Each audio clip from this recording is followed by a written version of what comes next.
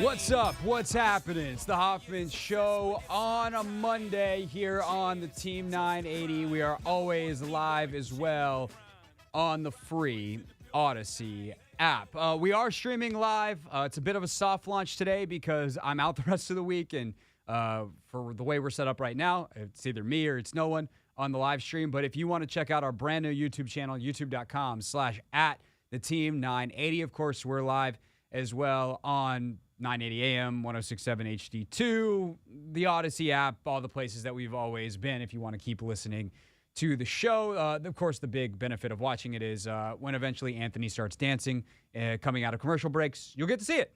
That's it. That's the perk. I want to get right into it because Andraya Carter is going to join us in 15 minutes to talk about last night's title game, or yesterday afternoon's title game between Iowa and LSU. And the way I want to talk about this is formatting it this way. I want to do the good, the bad, and the ugly. And I think it's a great way to tackle the things that people are talking about and the things that, frankly, I think people should be talking about. We'll talk about a lot more of them with Andraya, but to start, the good, what a tournament. What a tournament for the NCAA on the women's side. Men's tournament has been crazy, too. Very different kind of tournament. So much chaos, so much disruption of what we thought was going to happen. It's pretty hilarious. Every office pool I'm a part of, I haven't had points in what feels like 2 weeks. And the women, we saw South Carolina make the Final Four. We saw Caitlin Clark make it. LSU, certainly a team a lot of people had on their radar that gets there, while also having more upsets than traditionally happen on the women's side. And the display of depth from LSU yesterday was something that I'll never forget. And we'll get to the officiating in the ugly category in a few. But the idea that Angel Reese and some of LSU's other stars wouldn't play a lot in the first half, and they would be up 17 points at halftime while Caitlin Clark was getting hers? Are you kidding me? LSU played the game of its season and probably the best game it'll play in a decade. And that's not a shot at LSU. That's just a reality. They scored 102 points. And if you play that game at that pace, Iowa wins probably 7 or 8 of them. But LSU overcame all that by just shooting the you-know-what out of the ball. It was awesome. It was incredible to watch. It felt like a suspension of disbelief. And also awesome on the good category, hats off to Caitlin Clark. She had a real case for most outstanding player despite the loss. I'm perfectly fine with Angel Reese, double-double machine, very deserving most outstanding player getting it. But Clark averaged 31.8 points per game for the tournament. Her average three-point attempt was over 25 feet. She's one of the best passers I've ever seen, and the way she plays is the closest thing I've ever seen to Stephen Curry. With all the talk about her and Angel Reese and a lot of the other stuff that I'm going to talk about in a second, I really hope we don't lose sight of the fact that Caitlin Clark is a special, generational, if not once-in-a-lifetime basketball player. And that's not to say she's the greatest ever. What she isn't inherently better than Maya Moore or Sue Bird or Breanna Stewart or Cheryl Miller or whoever you want to talk about through history. But the specific mix of skills that she has and the way she leverages them is so special as someone who loves basketball. And I enjoyed the hell out of watching her. That was awesome. The bad in a good, bad, and ugly. Women's sports deserve more than the conversations we have about them. And that is a general statement from someone who has covered them consistently since I was 18 years old, which at this point at age 33 is nearly half my life. I started covering women's basketball in particular at MTSU when I was a freshman because that's what you did. Alicia Clark, now of the Las Vegas Aces and formerly of the Mystics the last 2 years, was the star player there. And not only were the women better than the men, they drew slightly bigger crowds and roughly the same interest level from a media coverage standpoint. It's just what you did. So with that said, the fact that I don't think we spend enough time talking about the games and the sports and the athletes, this discussion that has all of a sudden happened around Angel Reese yesterday and gone into today is a really important one. Conversations about race and class and misogyny and sexism and who gets to decide the rules of what's acceptable and what isn't in society are really, really important discussions. For the entire history of at least this country, it's been a pretty simple one. White men have. We've held the positions like this one, at the one that I'm doing right now, talking, commentating, and other iterations of it, newspaper columnist, radio and television commentator, and all the other commentary positions forever. We've also predominantly been in charge of the institutions, and we only let others participate on our timeline or under our rules or when there's enough outside pressure to push the boundaries and open doors. And now if that statement bothers you, I'd simply ask you to ask yourself, why? Are you still upholding those barriers? I understand there's an inherent defensiveness that comes when it feels like you're being attacked, but the way to be a part of the solution, which I think even most people who might feel defensive about that would say they want to do in theory. Do you want to be a part of the solution to race relations in America and the problems that we have with them? Yes. Do you think sports can help? Yes. Okay, well then take that feeling of defensiveness and let it pass. Listen to the people who have been hurt over the years and actually take what they're saying to heart. If black people could solve racism, there wouldn't be racism. If women could solve issues around domestic and sexual violence, they would, and we wouldn't have those issues. If people who are repeatedly the victims of any variety of bad behaviors could solve those issues, don't you think that they would? So when Angel Reese, a black woman from Baltimore, wants to have her moment her way, okay. Is it how I would have done it? No. Do I think that chasing after Caitlin Clark is different than what Clark did to Haley Van Lith in passing? Yeah, I do. Would I be spending my championship moment talking about how Twitter is going to be mad at me and how it's going to range? Also no. But she wasn't wrong. And I'm not Angel Reese. Angel Reese is a 20-year-old black woman in America. That fact alone makes her statistically more at risk to be assaulted on the street, receive negligent health care, or be on the wrong side of any number of other bad things than any white woman or man in any sort of equal position as someone who just won celebrating, their championship. So yeah, was that my favorite celebration I've ever seen? No, but who am I to police her moment? And as long as no unequivocal lines, physical contact, personal attacks, etc., were crossed, to the victor goes the spoils. And the reason this is in the bad category is not some, sly shot at Angel Reese. It's because that this is the talk of the day. Is we're talking about this, not the good, which is an incredible tournament, and how Reese bounced back with a super clutch second half, how her teammates balled out, and all that. But because we're stuck talking about this, which, to be clear, is not Angel Reese's fault. What she did was a reaction to her lived experience, not something she made up. And that needs to be made perfectly clear. I'm not going to police Angel Reese. Her experience is different than mine. What she wants to do to celebrate is different than mine.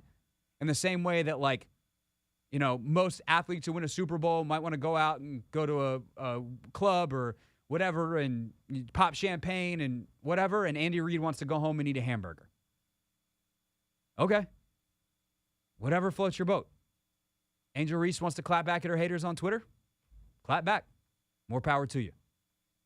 The ugly from last night, or / yesterday afternoon.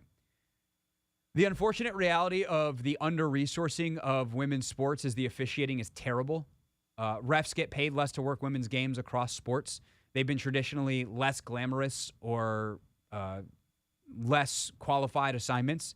For instance, like referees in soccer, there's kind of a ranking of leagues, and you get to go up and you pass the NWSL, the best women's league in the world, on the way to MLS, which is like the 9th or 10th best men's league in the world. Because that's the funding situation in American soccer. And when compared to their male counterparts, the officiating that women athlete receives is terrible. And that's not to say that men's officiating is good, because it's mostly also bad because officiating is hard. That said, yesterday was bad by that standard and just a fundamental misunderstanding of the game. It's a title game. We want to see the best players on the floor. And they were consistently, the officials, terrible both ways. Missed calls that should have been called, tic-tac calls that weren't, or that were called. The technical on Caitlin Clark is a joke. The fact that Kim Mulkey didn't get one for being on the floor in the middle of Iowa's offensive sets. Okay, maybe not in the middle, but certainly on the periphery. The fact that she was in the way of an official and made a lot of contact. It's supposed to be an automatic technical. At that point, in the first half, I don't care that it's a title game.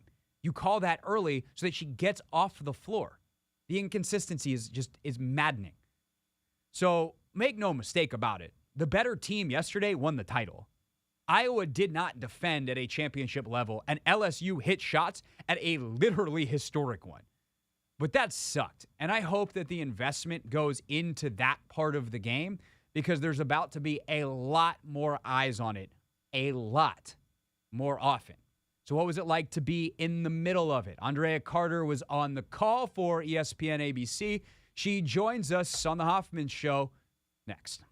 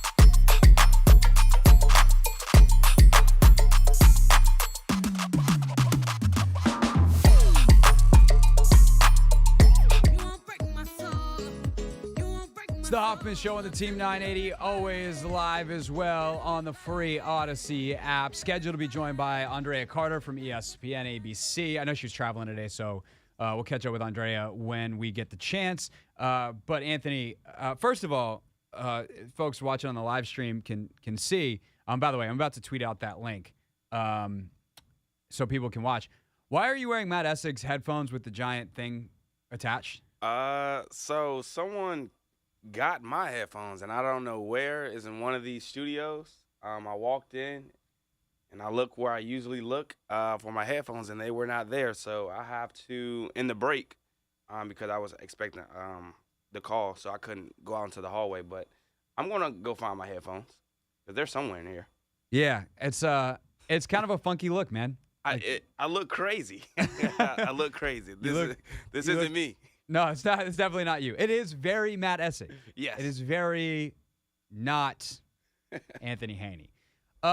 What'd you think of the game as you were watching it yesterday? Because I was, disbelief in that second quarter watching LSU just go bananas from three. That was nuts. Yeah, so the game was crazy in itself. But going into the game, I definitely had Iowa winning the game just because of the tempo they play at, the pace at what they play at. And just Caitlin Clark, I thought she was going to be the best player in the game. I mean, I still think she was. But, the stretch that Jasmine Carson went on was crazy. Like, to score 21 first-half points after only scoring 11 points through the first 5 tournament games. First 5 games. Crazy. Their bench was averaging like 5.6 points a game. Exactly. But, the foul trouble put, them in a position – where they had to play her. Angel Reese, she got in foul trouble, so she had to sit out majority of that second period. And, Jasmine, she talked about, waiting for her moment and being able to capitalize. And that was her message to, like, Holly Rowe and everybody at home at halftime was, she had been waiting for this moment, and she finally got it. And, she took advantage of it. So kudos to her. But after that run that they went on, it was just almost too much for Iowa to come back. I thought Iowa still was going to come back. They cut it as close as 7 in the third quarter, and then those fouls, they started to add up. Really changed the game, the nature of it. I still think LSU would have pulled it out. Like, it's basketball, right? Yeah. And that way it feels much more NBA-y than it does college-y because with the quarters, like, you kind of have the better timestamps mentally. Yep. Like, teams are up big at halftime. The other team makes a run.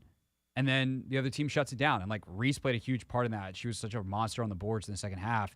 And, like, it didn't feel like she played that well. She had 15 and 10. Yep. Like, that's how you know, like, she's a great player.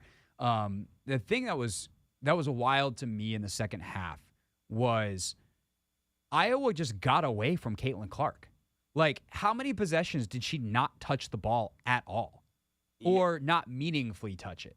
That, to me, was kind of the crazy thing. And, like, especially when you feel like you're in a bit of a race against the clock because of fouls, which obviously got massively accelerated when they called that bogus technical. I mean, in a regular season game in January, fine. Like, you can't do that. In a final game, like, what are we doing?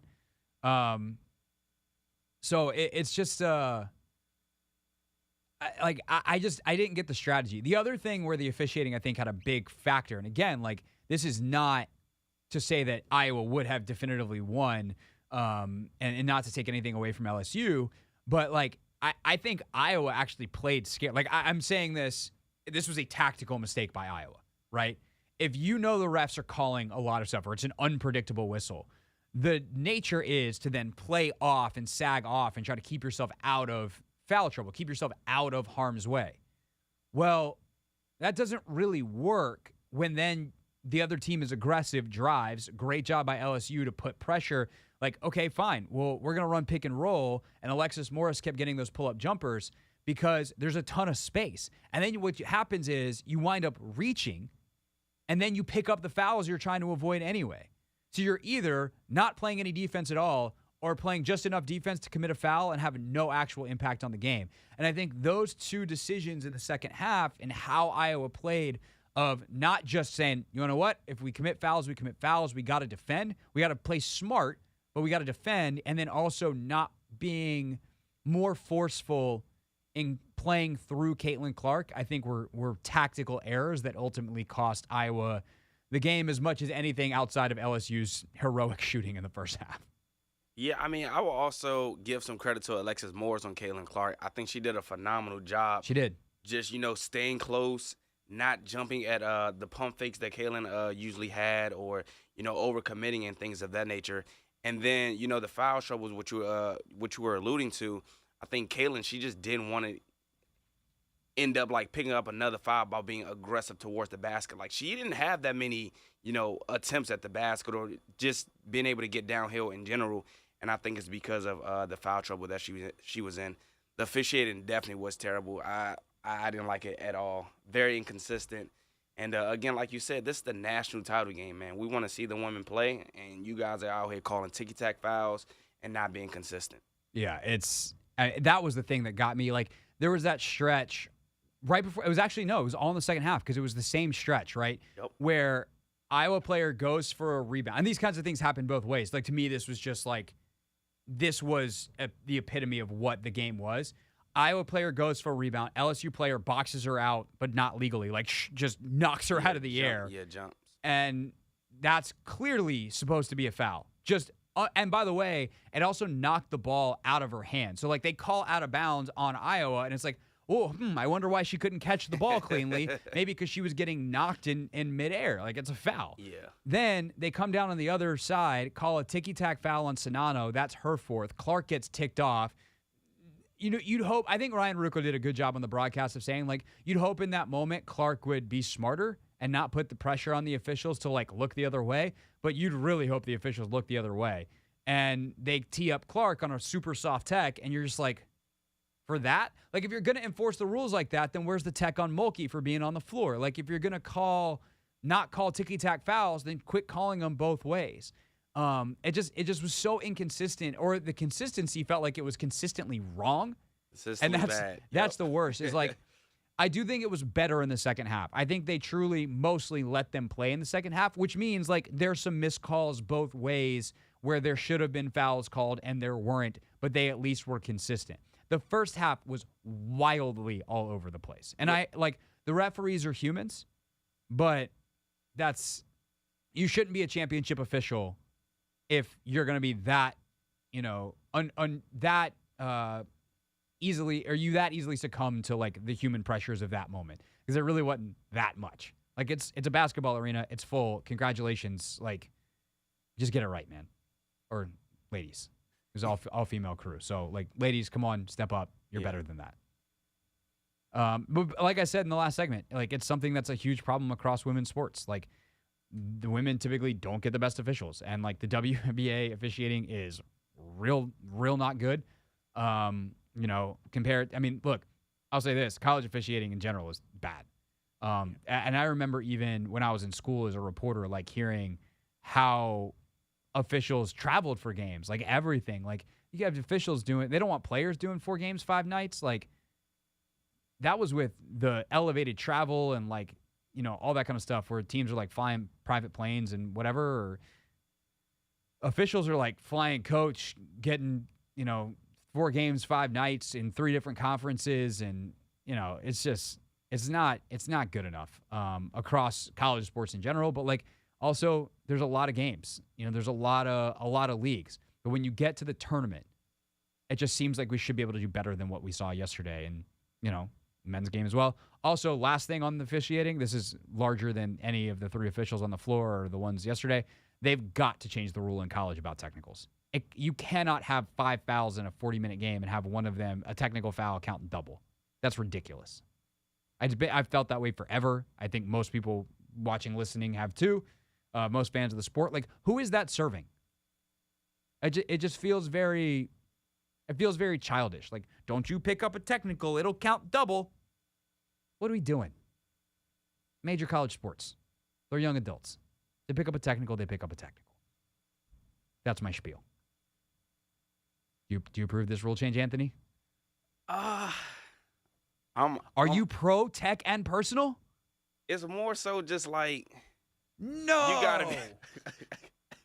gotta be able to control yourself, though, man. You gotta be able to control yourself. So if you don't, you get a tech. And if you get a certain amount of season, you get suspended. I know you can't fine college players. If only there was a system to pay them.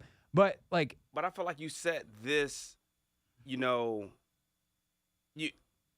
I feel like if you want your college players to be successful at the next level and be able to, you know, handle themselves in situations like this, I think being able to enforce or having it count as double is going to, you know, set the precedent for, you know, when they get older and, you know, go to overseas or, you know, go to the NBA and things of that nature.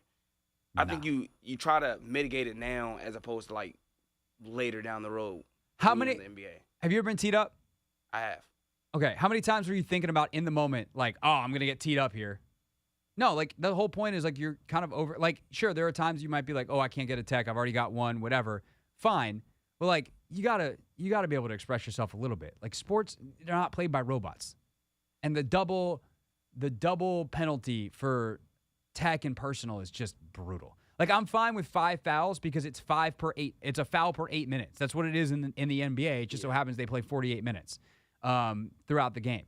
But I hate it. Although I would, to be honest, I would take 6 fouls in college because while it's 48 minutes versus 40, the star players typically still play 30 minutes. 30 to 35 minutes. Yeah. So the average player is not playing that much different. I would take the 6, 3 per half. But the point is, I would like to see players on the floor, and things that prevent them from the best players from being out there seem stupid and counterproductive, so let's not do them. All right, when we get back, I think we're going to try to reschedule with Andraya for a little later in the show. If not, perhaps we'll do something. Well, I'm not here the rest of the week, but we'll figure it out.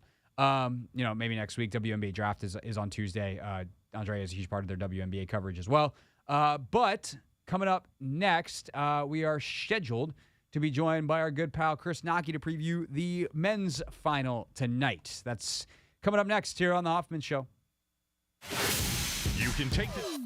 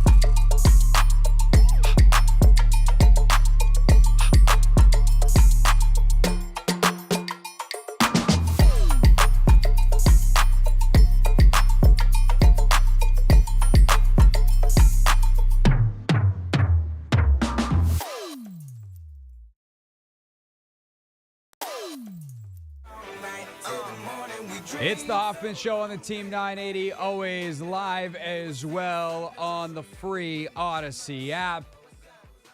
Men's National Championship tonight here on the Team 980. Of course, Westwood One's coverage starts a little less than 2 hours from right now. It is our pleasure, if we're talking men's college hoops, to welcome in our number one guy to talk about it with. That is, of course, Chris Knoche. The mouse is all the way over here. Knoche, you'll never guess. There's chaos in the studio. Shocker. I know. I got wires everywhere. We got things all over the place. Also, now I come in after Chris Russell, and like the transition between the two of us is going to be a dance that needs to be worked on. I get it. I got a lot of stuff going on. Chris Russell is he's always got a lot of stuff going on, you know? It is the way it is. All right, enough about us. Let's get to this game tonight. For you, the number one key to victory for whoever you are picking, San Diego State or UConn, is what? And then we'll look back at the weekend that was. Well, I mean, I think you got to love UConn in this game to win. The question becomes whether or not they're going to cover the increasingly large point spread, because I think from what I understand, that number just keeps going north. And UConn has been just so awesome and so good on both sides of both ends of the court that it's almost impossible to root against them. Now, then again, this has been a tournament for the ages in terms of the surprises, the levels of surprises, the way these games have gone. For instance, Lightning had to strike the other night for San Diego State to win that game against FAU. FAU did everything but win it, in the first 35 minutes, and they left the door ajar a little bit, and Lightning struck. So, strange things happen. You still have to love UConn to close this thing out in this game. What did you like so much about them against Miami? Because, like you said, they dominated everything. I guess there's everything to like. Why do you think, though, that it has clicked for them this time? Let's go even beyond the Miami game. Like, what has clicked for them in March, now April, that has allowed them to rise beyond the 4 seed that they earned throughout the season with their performance up to that point? I mean, I have been incredibly impressed by their depth. They're second line guys, and they got given a lot of minutes the other night by Hurley, and they got a lot of normally when you put your 6th, 7th, 8th, and 9th guy in there, Craig, they're on a short leash in big games like that. And Hurley let him play, let him make some mistakes, but by and large, they really played well, and it gave his frontline guys just tremendous breaks. I've been totally impressed by that bench of theirs. Big kid off the pine is outstanding. 7-footer, comes in and changes the course of games, and you just don't have those kinds of guys in college basketball anymore. So their depth has been to me has been almost breathtaking in an era where there is such parity and everybody's just sort of very, very similar basketball teams. Nobody goes 10 deep in a championship game like they do. Yeah, definitely. And then you also, can you talk about Hurley and what makes him great too? Like, this is a guy who's been kind of a known commodity within college basketball circles for a while, and he comes through some smaller programs, has some NCAA tournament success.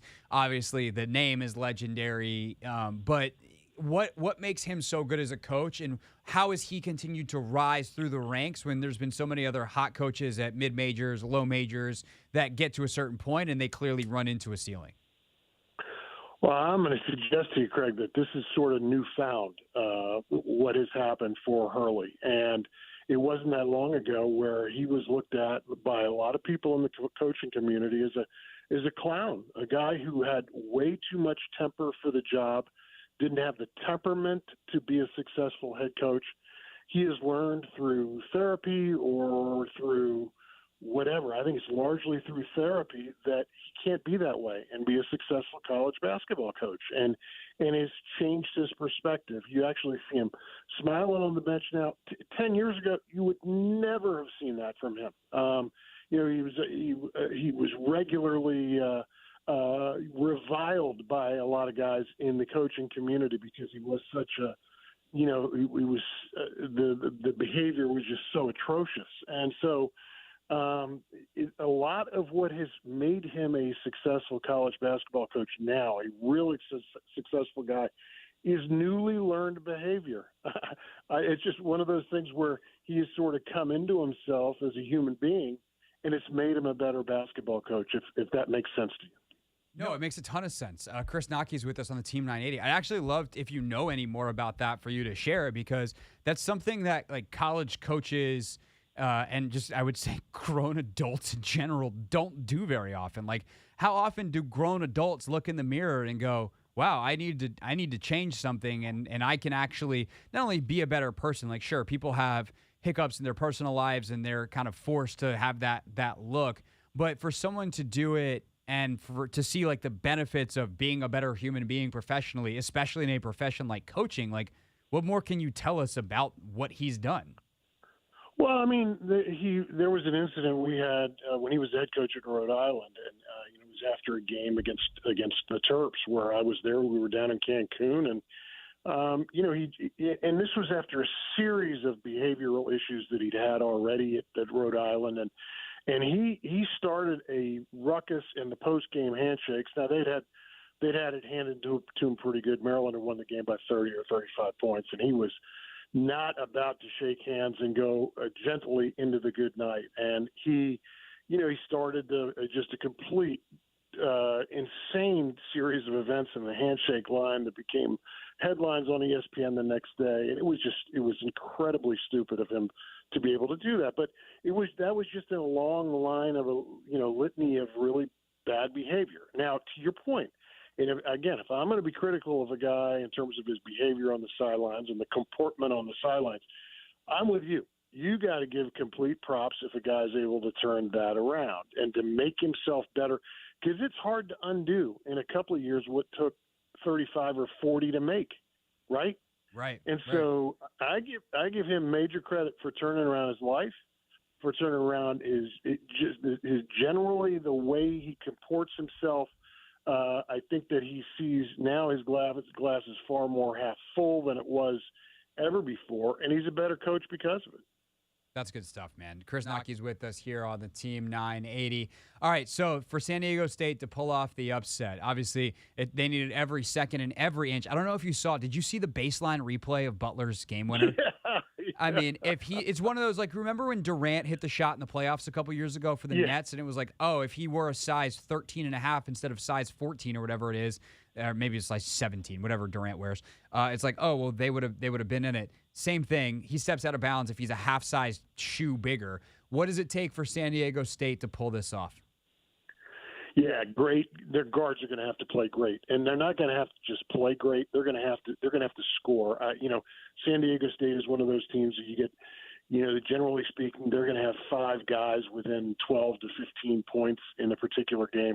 They're going to need one of those guys. Trammell or Butler is probably going to have to get 22 or 23. I don't think they're going to win this game 60 to 58 like they like to win games, but if the game gets north of 70, Craig, I would think they have no chance against UConn. All right. Chris Knoche with us all season long here on the Team 980, Coach. Look forward to having more chats with you. I would say we'd recap the game tomorrow, but that's not up to me because I'm not here. So maybe Scott Jackson will have you tomorrow. Cool. I'm up for it anytime. All right, Coach. Appreciate you. All right. Thanks, Craig. Chris Knoche with us here on the Team 980. When we get back, actually, Anthony, I don't know what we're going to do when we get back. It's a mystery box. But first, let's tell you what's trending. Here's what's trending on the Team 980. NFL Draft coming up later this month. Actually, you will hear for the first time a portion of the mock draft that Logan Paulson and I did this morning on Take Command coming up later in the show. Jalen Carter did go top 10 for us. Sounds like he's going to go top 10 in the draft as well. His agent, Drew Rosenhaus, telling ESPN's Adam Schefter and NFL Network's Ian Rappaport that he is declining visits from not top 10 teams, saying he is very confident that the star Georgia defensive tackle, who's obviously had his fair share of issues, will go in the top 10. Eagles currently hold the floor of that in terms of having the 10th pick. Nationals at home tonight here at in Navy Yard at Nats Park. They avoided the sweep over the weekend by beating Atlanta yesterday. They host Tampa Bay tonight, 7:05 first pitch. Caps are off until Thursday. Wizards are off until tomorrow night. By the way, I will be joining Dave and Glenn in the booth tomorrow night. That's what I'm doing instead of going on vacation, is watching whatever Giannis does to what's left of the Wizards. Zardos have been eliminated as of yesterday's NBA action. We'll also get into the latest NBA playoff picture a little later in the show as well. That's what's trending. I'm Craig Hoffman here on the Team 980.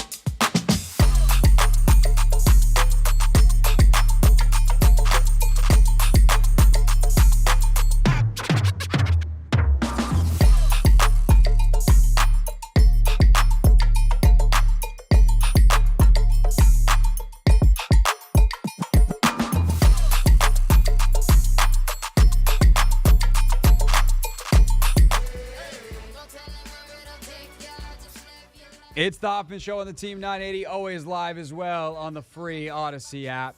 Turning on the mic is helpful, Anthony. I was confused for a second because I heard you through the window, but I did not hear you. Were you in the studio, by the way, earlier? Were you hanging out over on that side with Essig when I was in here with Russell? I was sitting behind you guys, but I definitely heard both of you. Oh, my God. He was so loud, which I don't feel bad saying here while he's gone because I said it to his face, just like I just did.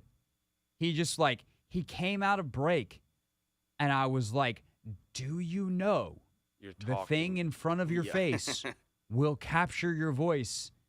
And then the other thing, too, was I sat down and I plugged my headphones in and I put them on. Yep. Maybe that's why he's so loud, because he might also be deaf. Like, there's just no way he's that loud and his headphones were that high and everything's functioning as it's supposed to on the sound system of Chris Russell. I mean, I think he's naturally a loud person, so being able to, take in loud sounds is probably the norm for him, to be honest. I guess so. That was a lot for my guy. I was like, whoa, we are rolling.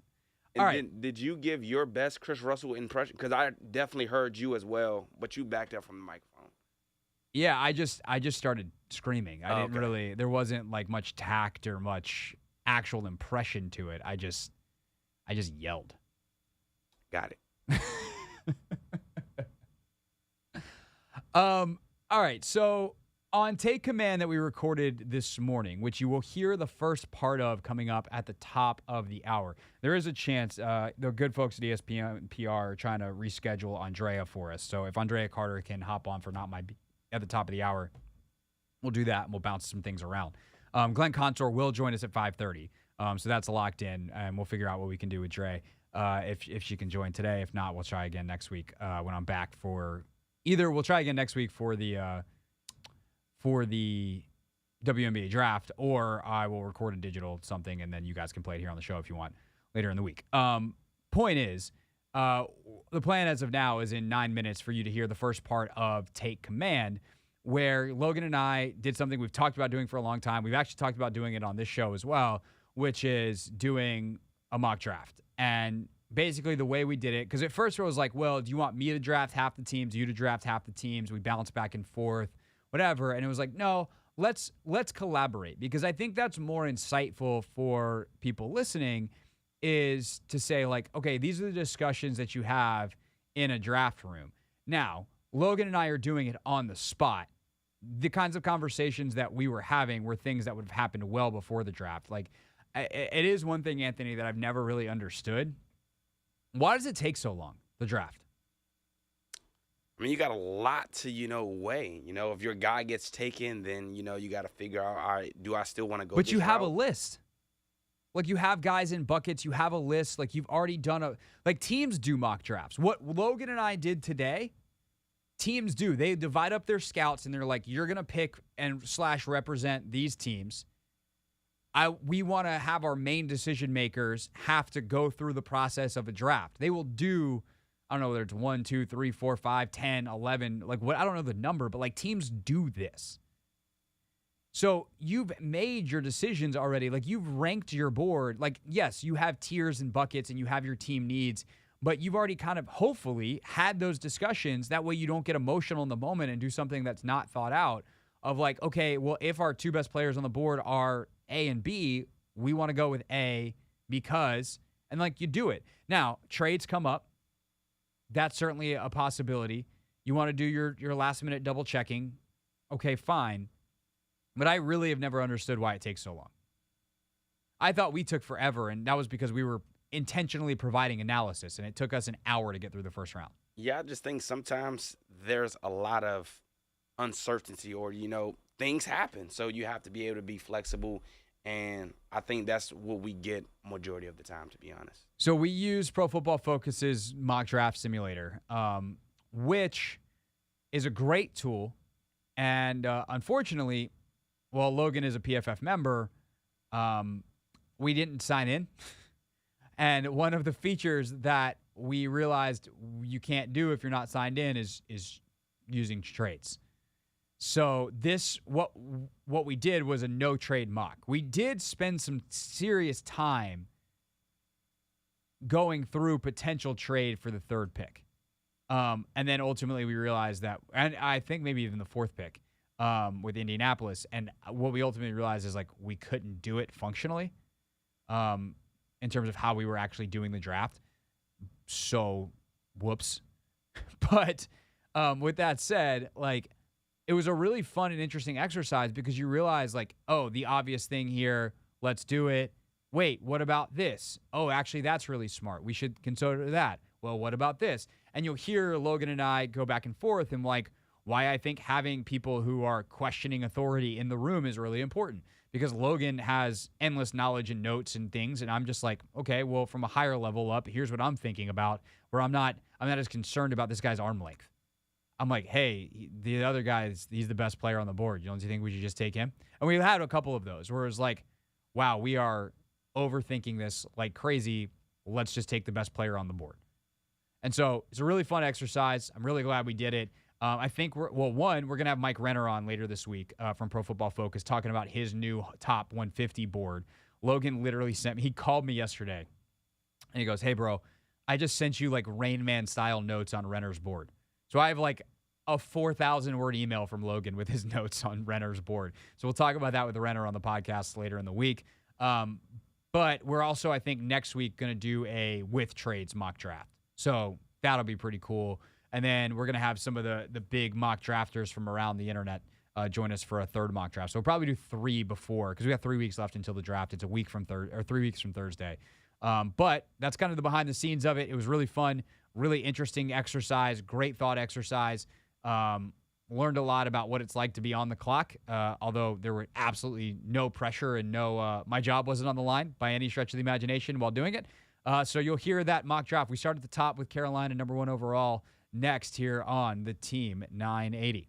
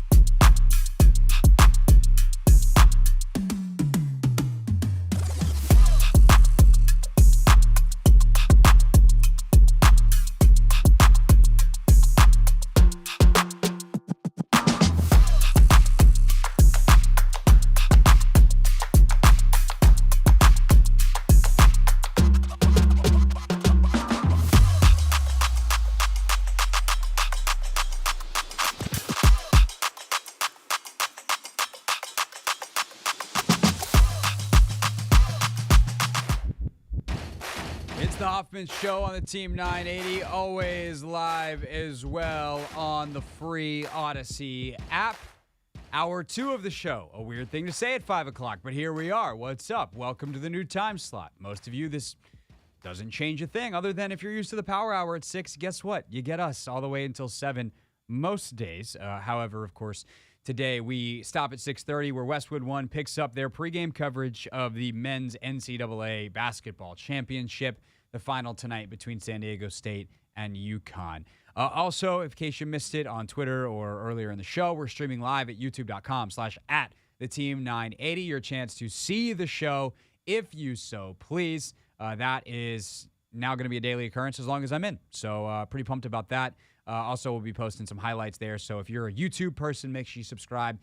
youtube.com/@theteam980. All right, right now, though, 5 o'clock is our new time to make the show a little bit smarter. It's a segment we call Not My Beat.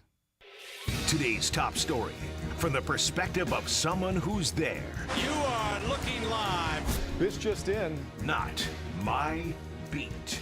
So today we do this with some level of frequency. Sometimes we have a guest on today's top story. Other times we just try to get you a little more insight on one of the things that everyone is talking about. Today falls in the latter category. And of course, with the NFL draft coming up later this month, what's more insightful than two of your favorite football talkers doing a mock draft? How's me and Logan Paulson? Hopefully we are on the list of your favorites. Logan and I did a mock draft on today's edition of Take Command. If you want to find out who we picked for the Commanders, you got to listen to the podcast. It'll be in your audio feeds first thing in the morning and should be on YouTube a little bit later today on 106.7 The Fans page. But we start at the top with Carolina and get into a really interesting discussion about the quarterbacks and how they could ultimately fall in this year's draft.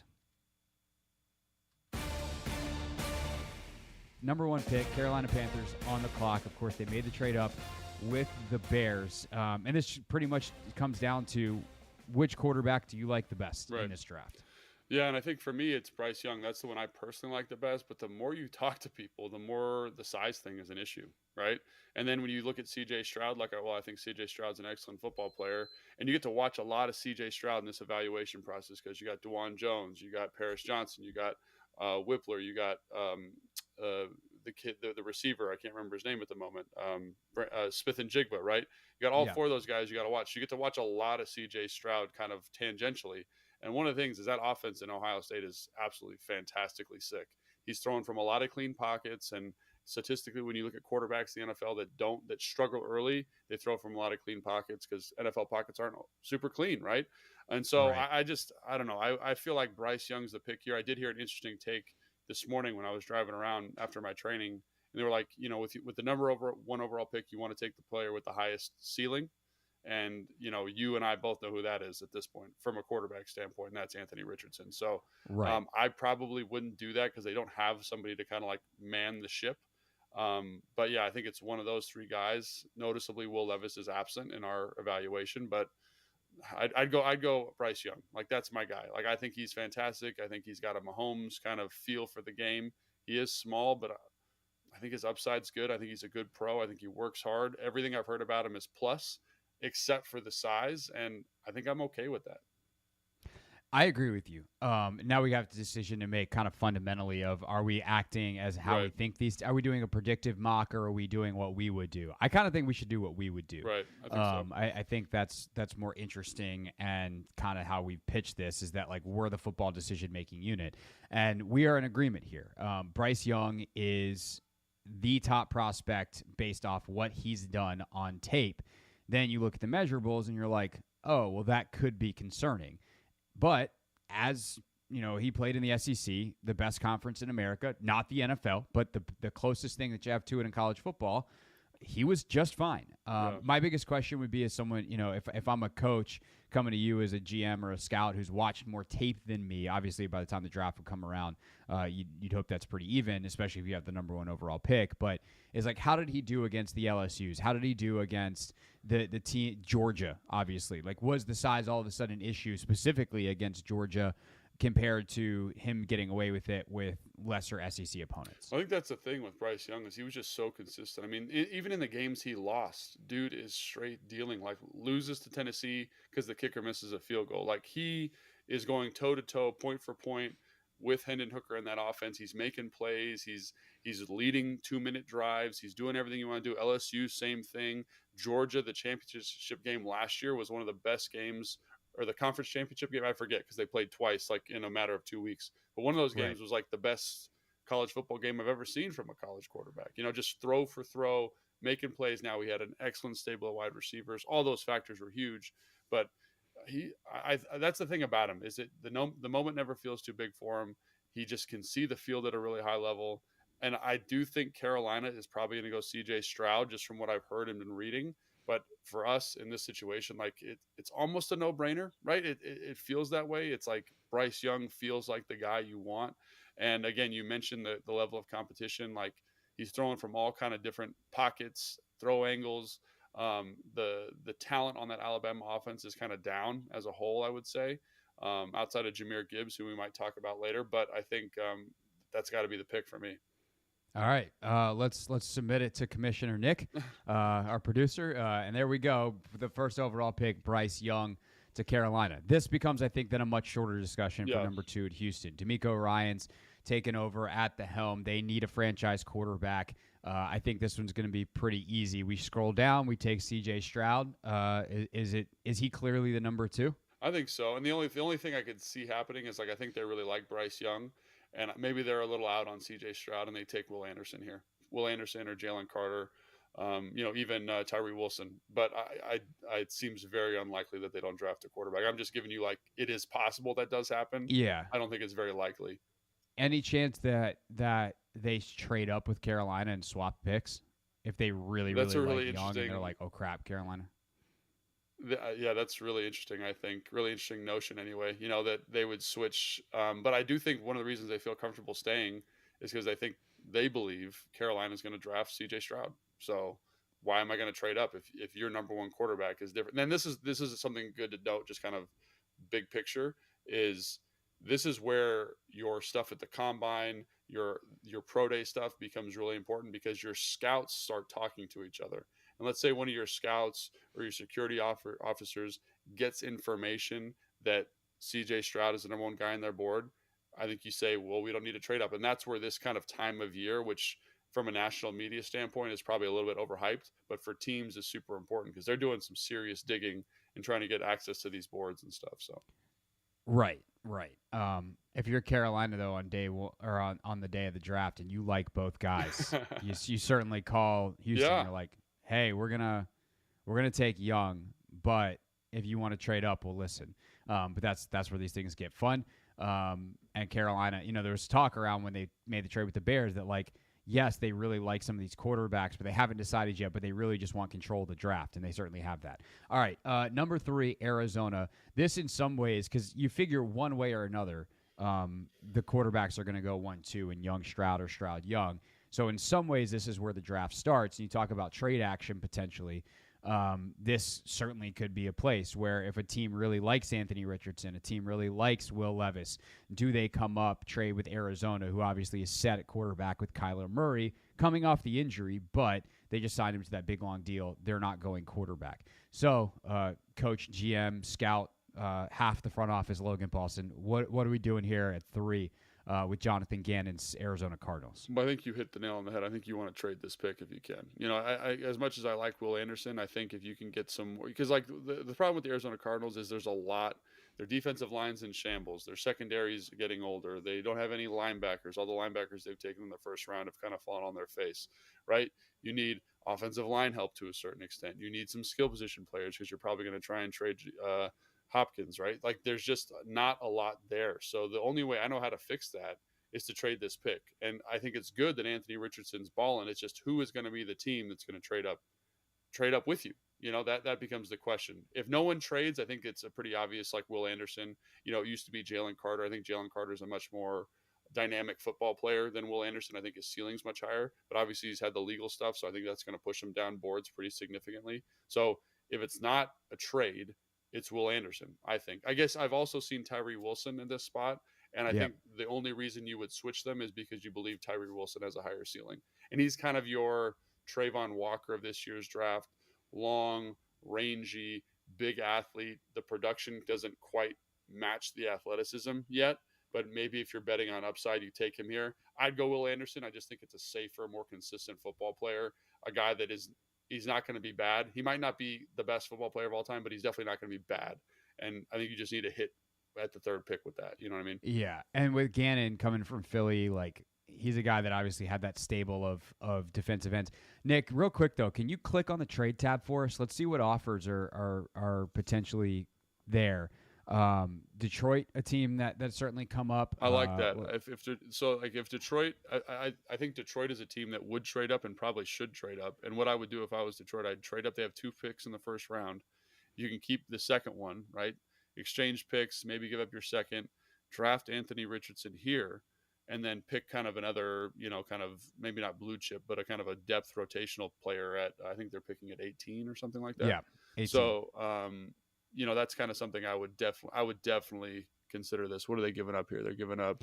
So let's go ahead and propose a trade here. So let's go 6, and then 48, and then 152 maybe. Yeah. Let's see what happens. And then that for 3. This trade will likely be accepted. That's probably too much. So let's go back off 152 if it's that green. So 6 and 48 for 3.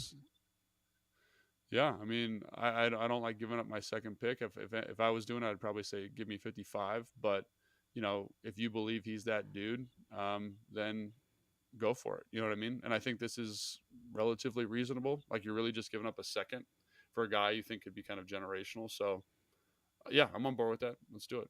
Unfortunately, Logan, we don't have your PFF logged in here, and we didn't log in before we started, so we can't actually do this trade.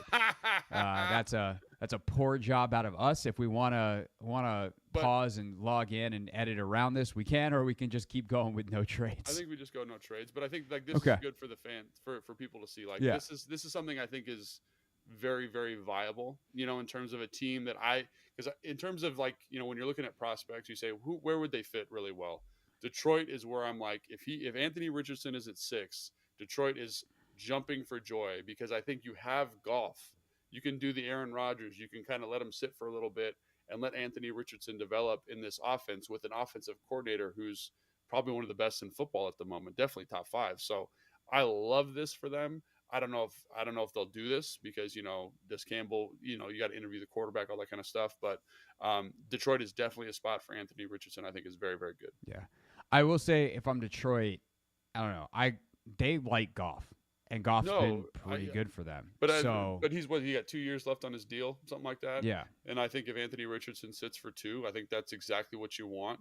He's in your system. He's in your terminology. It's a red shirt, 6 overall, 3rd overall. Do you really pick. want to take the 3rd pick on a guy? Like, when you're competing for the playoffs, though, 3rd pick on a guy that is going to sit for a couple years, that's rich for me. So for me, what I would say is that, like, this dude is Josh Allen from a talent standpoint. He's Josh Allen plus from a talent standpoint.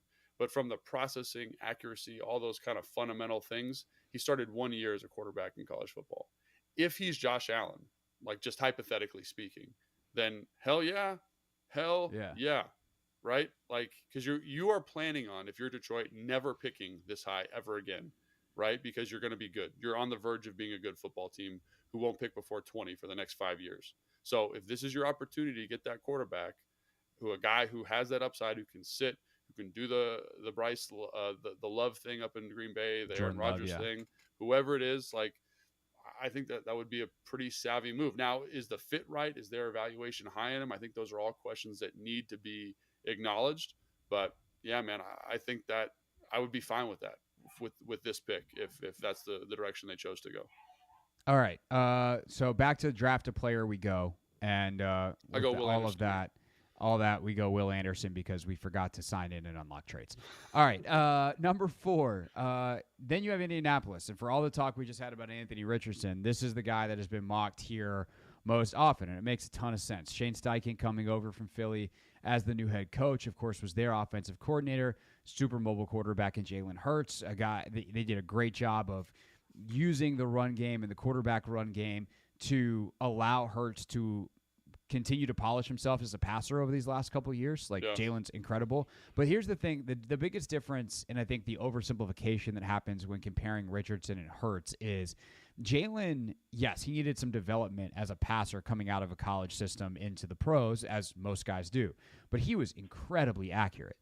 His accuracy was not an issue in the way that Richardson's is.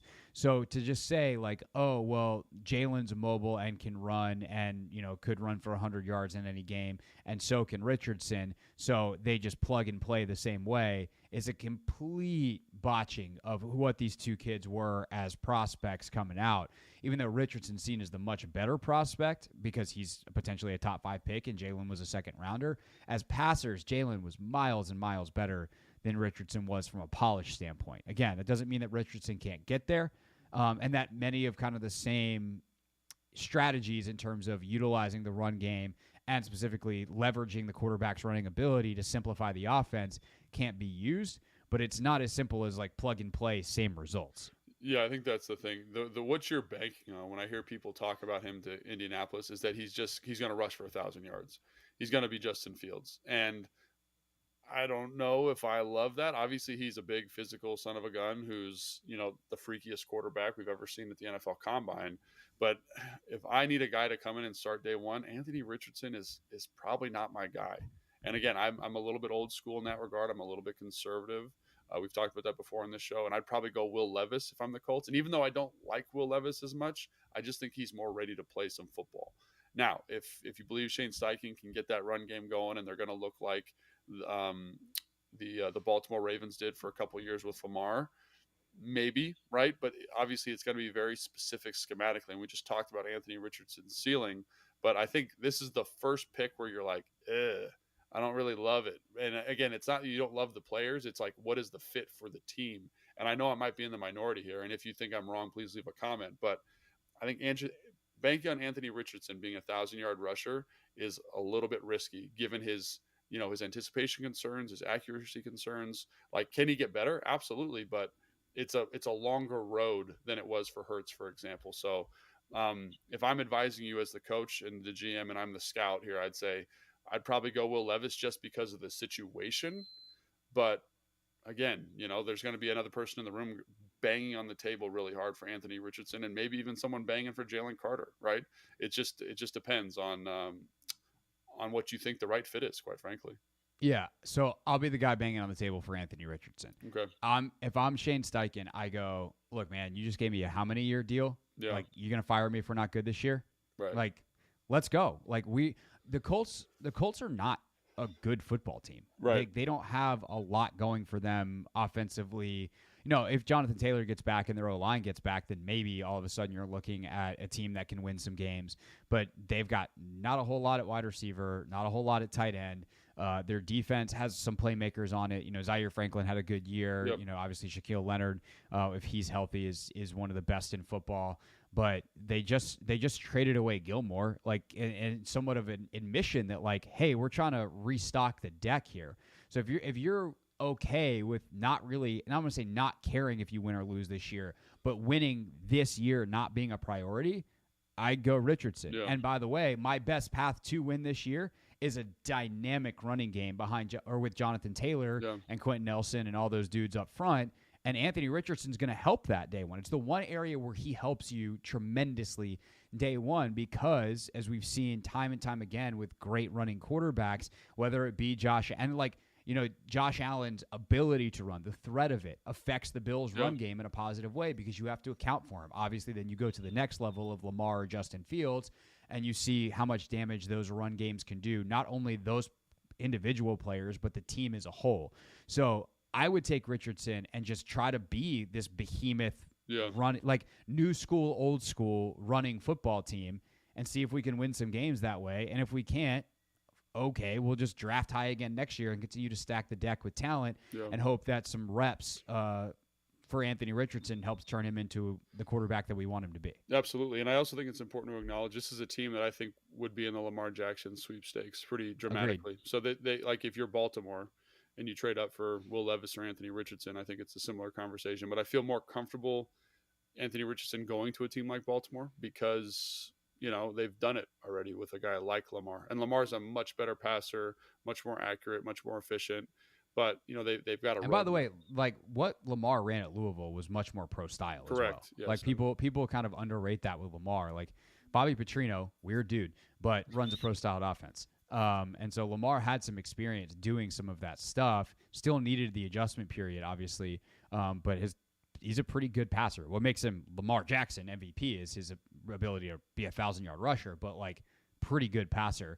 I do wonder, in the same way that I've wondered a lot about the potential for Baltimore to trade Lamar here because of the fan base dynamics. Yeah. And like it's right down the road. Obviously, the Baltimore-Indianapolis Colts, leaving Baltimore dynamic, like that's a weird one. And like people can say, oh, it doesn't matter. Like it does, especially to the principal owners involved here, specifically with Jim Irsay. So, does Baltimore want to stick it to Indy in some way? Probably.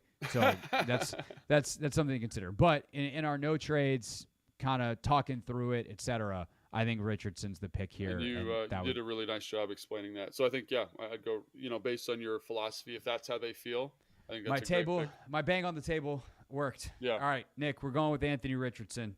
Let's hit draft. Yeah. All right, number 5, Seattle. Jalen Carter, not even a question. Okay. I think they are a team that has a good, strong culture. They've drafted people with, I don't say questionable character concerns, but they've taken some risks over the years. Carroll seems to breed an environment that can insulate those guys. He's the best non-quarterback. He's the best football player in this draft when I watch the film. He is really good. I have some concerns about his work ethic. Might be a little bit lazy, but if you believe your culture can tolerate it, I think that's where you go. The other one that could be on the board is Tyree Wilson here. But yeah, man, I don't know. I feel like it just is too good to pass up for a team that really needs good interior defensive linemen. And if you think you can tolerate it, I don't know. What do you think? Done. Jalen Carter. Okay. There's the pick. The pick is in. That was easy. All right. Detroit. Detroit, man. It's got to be Devin Witherspoon, I think. He's the one of the most fun players to watch in this draft, I think, from a cornerback standpoint. And I know they've taken a lot of first-round corners, so it'd be here or Tyree Wilson, I think. But I think he's an outstanding football player. He's got that dog. I feel like he culturally fits with Dan Campbell at a high level. I think this is where you go. Yeah, I agree. My issue with Tyree Wilson here is what the Commanders have done to themselves, where they took Aiden Hutchinson last year, and in 4 years, do you necessarily do a lot of long-term 4 or 5 year planning? No, but you don't not do it either. And do you want to pay 2 edge guys in a couple of years in the same way that the Commanders doubled down on that strategy, going D-tackle, edge. And I would say no, so let's go Devin Witherspoon and keep things moving.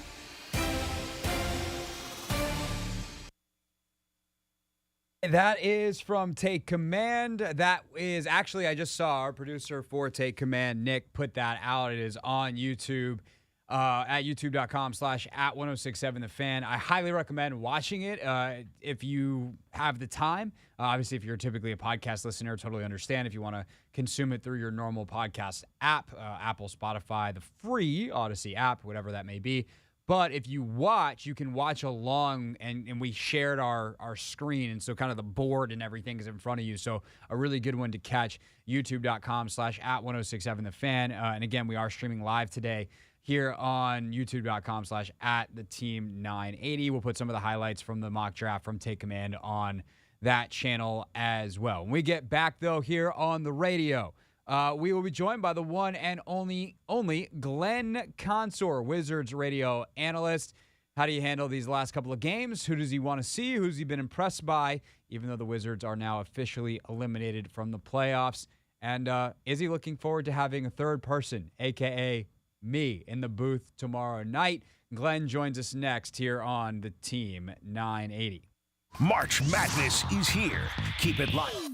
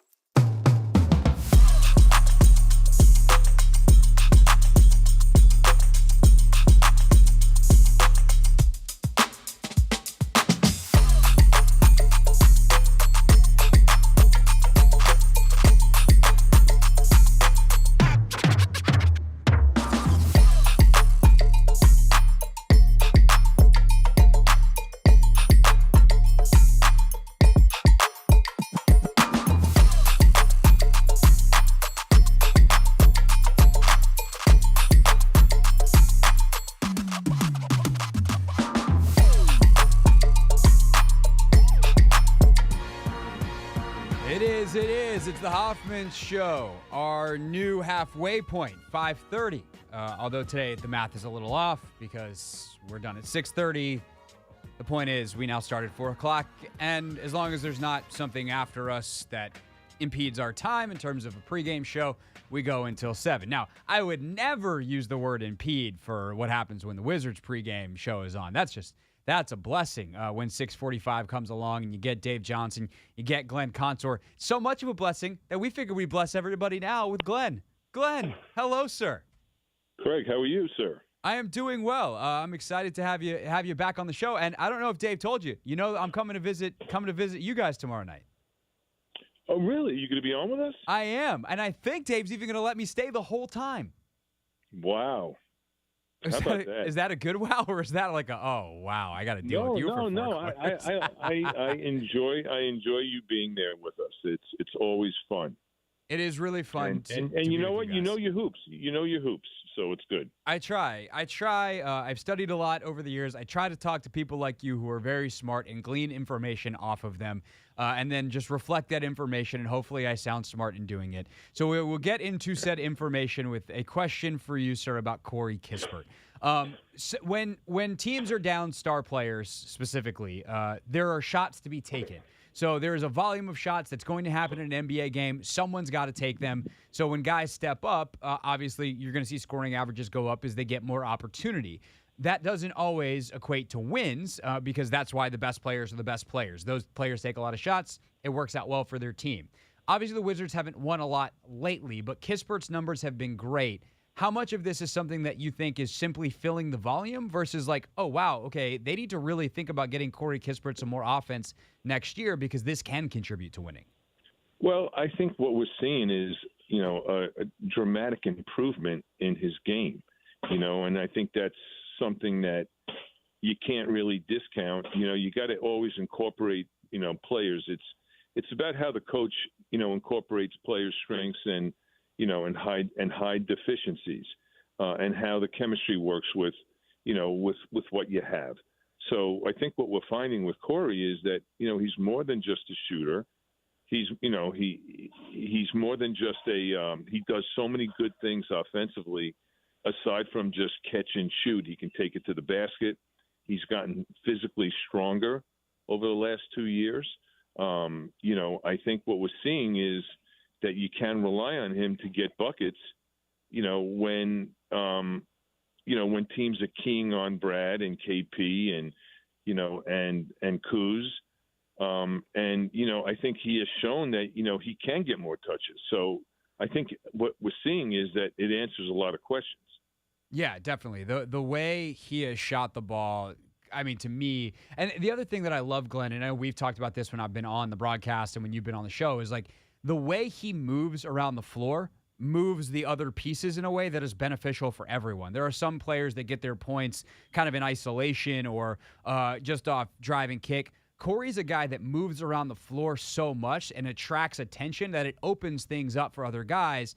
And I don't know if they've come up with a way to like really track that. Obviously, you can look at like plus minus numbers, and it's like, wow, they're better when he's on the floor, and those kind of stats work over time. But when you watch how he affects others, what do you see beyond the baseline of like, yeah, you scored 29 points against the Knicks, and that alone is obviously a very good thing. Well, I think what it also does, I think you're right, but what it also does is when you play with a guy like Corey, it's like the game of dominoes, man. It's contagious. He's moving around. He understands spacing. He's a very good cutter. I always talk about the when. Like when do you cut and when do you penetrate? If you're a point guard, when do you get guys involved? When do you look to score yourself? With Corey, I think it's really contagious how he moves. It almost forces guys to move because he's constantly moving, and if he's moving into your direction, well, what does that mean? That means you got to get to an open spot to balance the floor and space it out. So it's a real positive. He's got a great feel for spacing. He's got a great feel for when to cut. And he's also a good passer. So, he knows when to flash and when to get the ball. And, he never stands. He's always relocating to open spots on the floor to improve his shooting angles. And I think what we've seen also is he's got really good range. I mean, I don't think we've seen the range on him until probably like 2 weeks ago. I mean, he could really shoot it from deep. So, it's really promising what we're seeing with Corey Kispert. Glenn Consor with us here on the Team 980. I actually remember talking to him at Media Day about that range and about moving back and kind of the progression from college. And he said it is something that he's worked on. It's good to see it here late season. The other guy that has really had a nice stretch here as there's been more opportunities is Johnny Davis. And to me, when people ask, well, how can the Wizards get better? And we'll talk some bigger picture stuff here in a moment. Internally, the biggest thing that can happen is Johnny Davis goes from a guy who didn't contribute all year to a really solid NBA player. And it seems like it's happening before our eyes. What have you seen from Johnny over these last, let's say, 10 games or so since he's kind of reemerged from the G League with seemingly a new swagger and confidence? Yeah, I mean, I think the last word you just said is, which is confidence, is everything with Johnny Davis. He was in the beginning, man. He just was unsure of what he can do, and he's become aggressive when he catches the basketball. It's real simple. He is talented. He also, which we're also starting to see, has a real good feel for the when. And he did it in college. And it takes him a while, like his first year at Wisconsin was very different than his second year at Wisconsin, where he was Big Ten Player of the Year. He looked like a different player. We're kind of seeing that now. He's getting comfortable. He's getting confident. And I think the key is his teammates have encouraged him to be more aggressive. Look, God, you can't be on the floor and just catch it and pass. Like that, then, you hurt your team. And I think he's starting to realize that. And he's quicker than he looks. He's stronger than he has shown. And now it's a matter of putting it all together and making that adjustment to the speed of the game. But with him, it's been his approach. It's been his confidence that has really, really blossomed very quickly. Glenn Consor with us, of course, Wizards radio analyst. Tomorrow night, you got the Wizards, you got the Bucks, you got me, you got Glenn, you got Dave, starting at 6:45. Johnny Davis, by the way, seems like the kind of guy that should go to the Summer League this year, play like 2 games, destroy everyone, and then be like, okay, we're good here, shut it down, and then move on to next season. Would you I don't say subject him to that. Would that be your plan, or would you just say, hey man, go have a great summer, we'll see you in training camp? No, I think he needs minutes. Based on how many minutes he got this year. He needs reps. He needs to be out there. He needs to be playing. So I think it'll be good for him to go to Summer League and not just kind of watch what he does each game, but he just needs time to play with the guys. And I think the more minutes he gets, it seems like the better he gets. So I think it could only help him. I think Wes Unseld is really encouraged, and I put quotes around that word, with what he has seen with Johnny Davis lately, because we didn't see that in the beginning of the year, but now we are. No doubt about it. Speaking of the guys that he's going to be playing with, all of this is marginal compared to who the core of the Wizards will be moving forward. Kyle Kuzma's a pending free agent. Kristaps Porzingis, there was a report last week from The Athletic that they're already talking to him about an extension. Obviously, Brad is under contract for a long time. And the thought from Tommy has been consistent. We like our 3 together, and we want to see what it happens. They're committed to this. But we also now have a season's worth of data on this. And really, we had a couple of weeks stretch where they were healthy and the wins did not ultimately come, even if some of the individual numbers were very good. Where do you stand on kind of the plan moving forward for the Wizards and how Tommy and his group, along with the input from Wes and the coaching staff, should approach things this summer? I would love to see them all back, because I think they are all very good players, obviously. We're talking KP and Kuz, right, Craig? Yes. I'd like to see both of those guys back. But, I think what the team needs is some more physicality. It's just guys that are more that could add to that group by bringing physicality, an edge, the element of the nasty.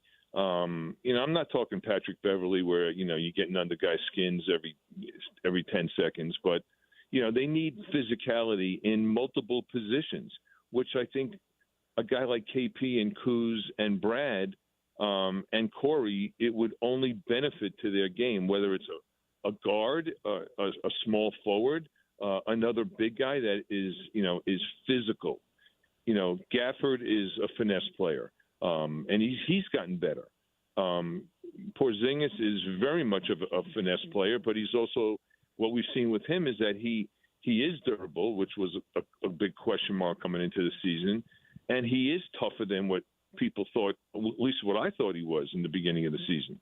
So, but he needs help with that. He can't. Those guys can't do that based on what their skill sets are. So, I think the team does need some physicality, and I think those guys would be better.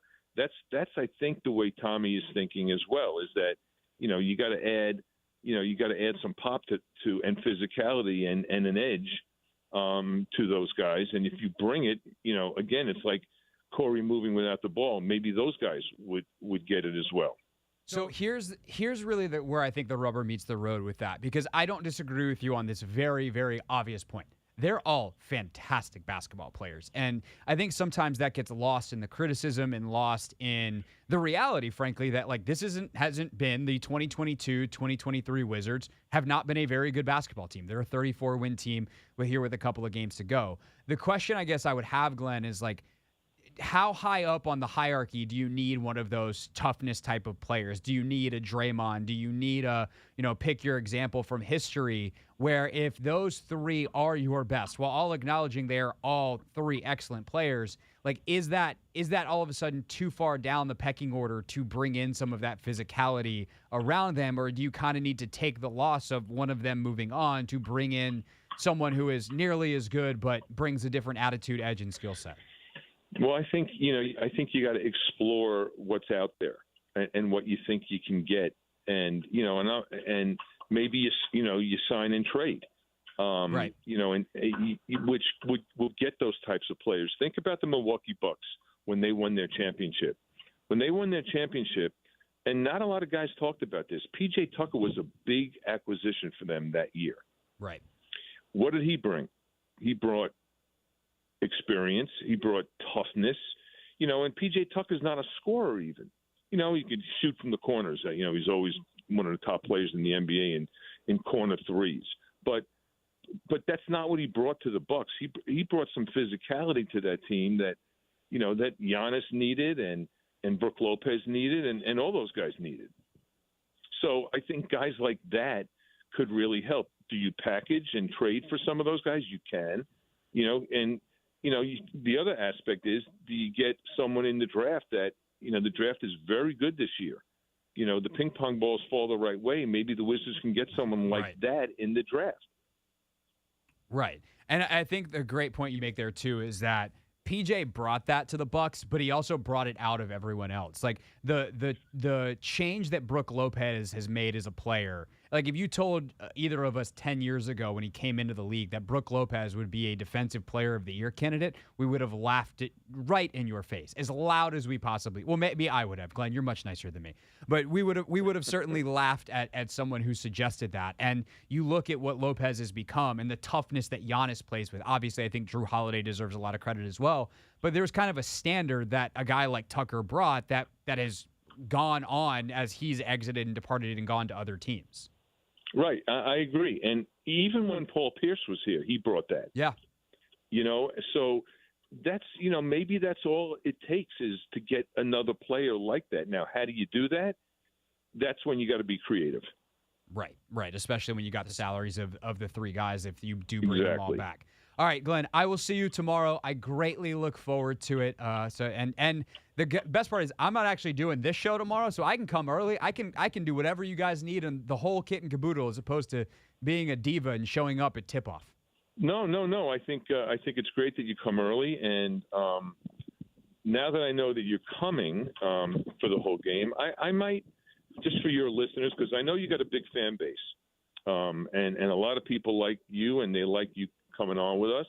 I might be testing you a couple times during the course of a game. Oh, okay. All right. Well, I'm gonna study up. I'm gonna be ready. No, I don't. I don't.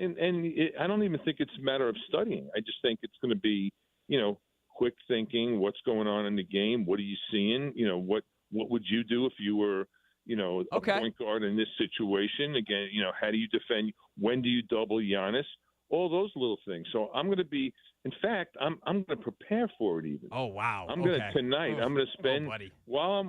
No, I'm not. I'm kidding. I'm not doing that. It won't be that hard to stump me, Glenn. You don't have to prepare that much. Also, the number one rule is just please, whatever you do, no math.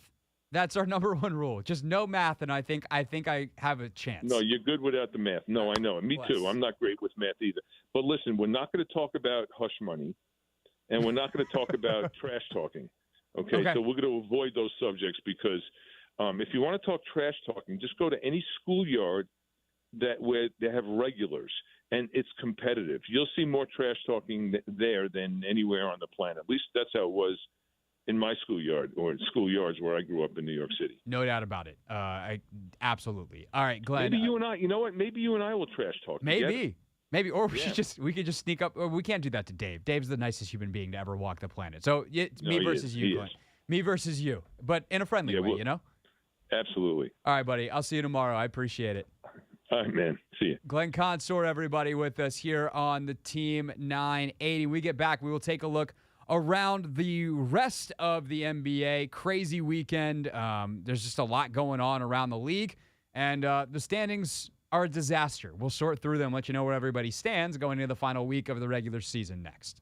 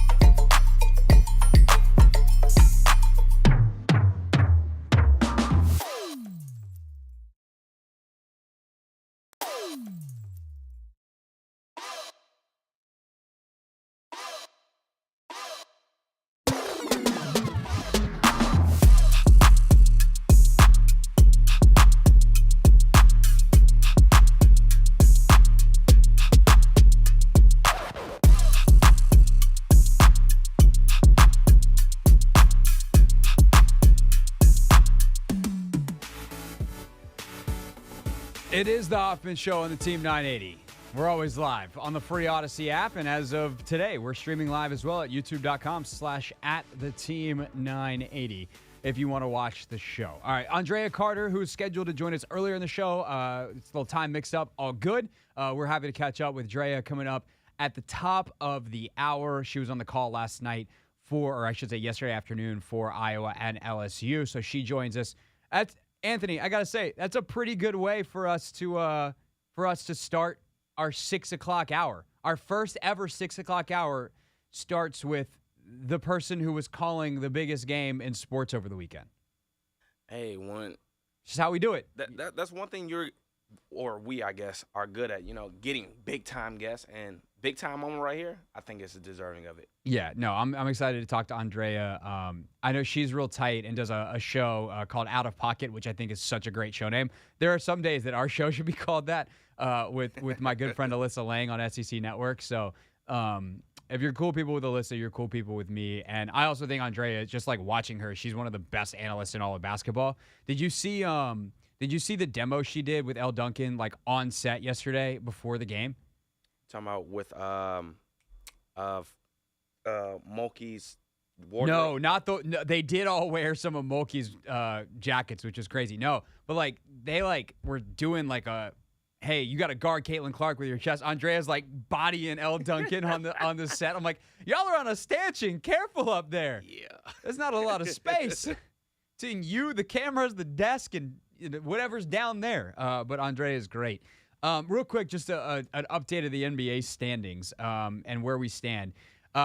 Milwaukee who is here tomorrow night, as we mentioned. They are not quite locked in the number one seed, but real close. They got a 2-game lead over Boston, although Boston does have the tiebreaker.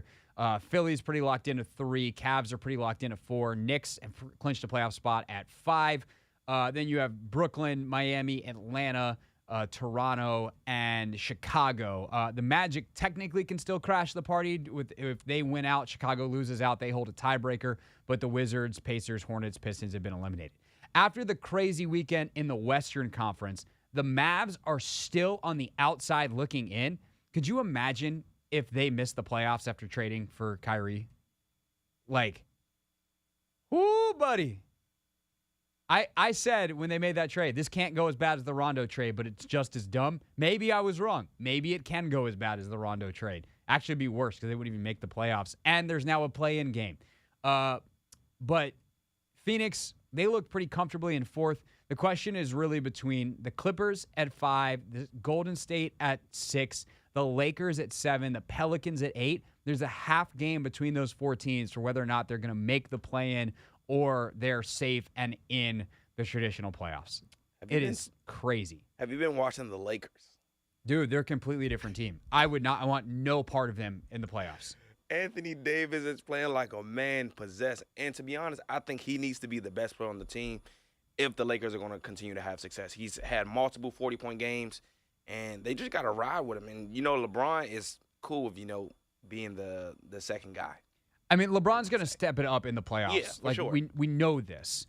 But they finally did the thing at the trade deadline that they should have done all along. It's like, hey, what happens if we add shooters around LeBron James and Anthony Davis? I don't know. You probably win a championship, you goobers. Yep. Anthony Davis in his last 10 games, he's averaging 30 and basically 12 on 62% shooting. And he's not even shooting that well from 3. He's 28.6% from 3. So it's a 30 points, and that's kind of underachieving. That's who Anthony Davis is right now. People forget how good he is because he's been hurt so much. All right, we get back. Andraya Carter from ESPN joins us talking about last night's game and kind of the NCAA tournament as a whole. Really pumped to talk to Drea. She joins the show next here on the Team 980.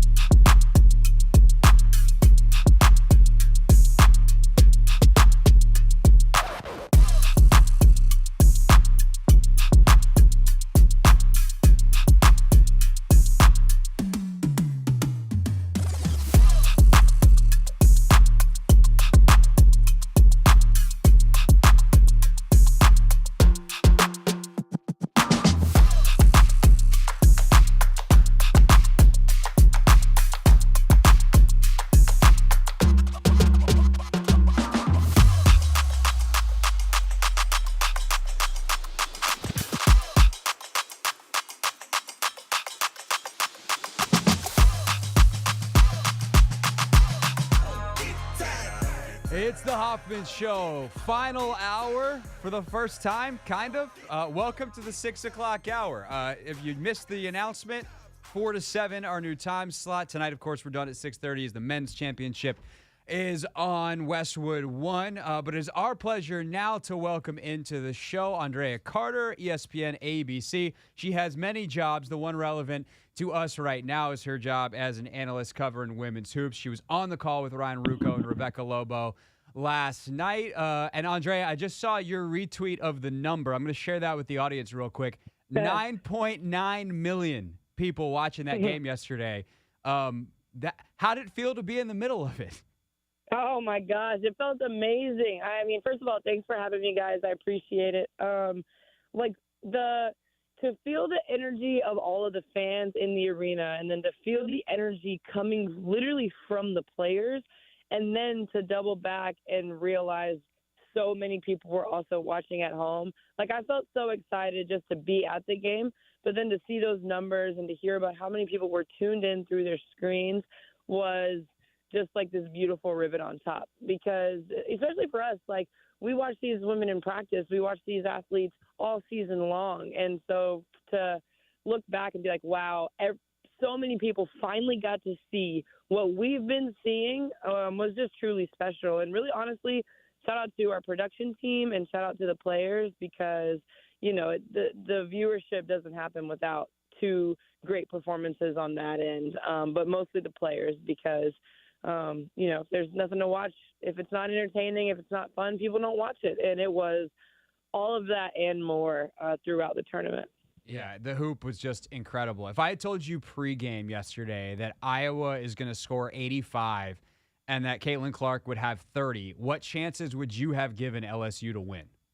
I honestly, I threw out a couple of, ideas in my head as far as, scores just going both ways. And I was like, 89-79 in Iowa's favor. And then I was like, okay, or 71-79 in LSU's favor. I just, had all these numbers in my head. Not once did I have Iowa scoring in the 80s and Caitlin having 30 and them losing. And not once did I have LSU having over 100 points. I would have bet, probably I would have lost my savings on that bet if you would have asked me. Because I wouldn't. I think LSU, the way that they played, Iowa couldn't even be mad, honestly. Towards the end of the game with the shots that LSU was making, they were kind of just like, what, who is this team? This wasn't who we scouted. LSU just showed up and snatched the championship in true LSU fashion, honestly. Andraya Carter, ESPN ABC, SEC Network as well, with us here on the Team 980. It was so funny watching you and Carolyn Peck and everybody going on the pregame, and when Carolyn was like, "Oh, LSU's got to hold Iowa under 60," and you guys are like, "Clark or Iowa?" And then they go and score 102, and the 85's just fine. As Jasmine Carter got going for LSU yesterday off the bench, when did you kind of go, wow, okay, this is keeping LSU in it, to realizing, oh my God, they're winning the game right now, and ultimately a 17-point lead at halftime? Oh my gosh. You know, the most impressive thing, when Angel Reese and Alexis Morris went to the bench, I was like, uh-oh, we might be in trouble here. And then for the entire bench, I mean, Jasmine Carson, last year Poa, for those two players to come in with the confidence that they did, even last year Poa, the three that she hit, it wasn't even that three that she hit. It was the foul that she got reaching in on Caitlin Clark. I loved that foul from last year Poa because she was like, I'm not shying away from you. I don't care. I just got in the game and I'm trying to rip the ball from your hands. Her play. And then for Jasmine Carson, I don't know if you guys heard this in the game. She was 4 of 25 from beyond the arc in the month of March. It's crazy. 4 of 25. That's 16%. She had 11 points total in the tournament games combined, and then drops 21 in the first half with her two top players, top teammates on the bench. When you talk about rising to the occasion and meeting the moment and stepping up when your team needs it, that was huge. And for Jasmine Carson, I don't know off the top of my head if she has another year, but whatever she does next, this just boils over into her, whatever comes next, whether it's pro, whether she's still at LSU. I can't remember right now, but I know she was a grad transfer, so I think she's done, but with COVID years, who knows anymore? Yeah, the COVID years is what always kills me.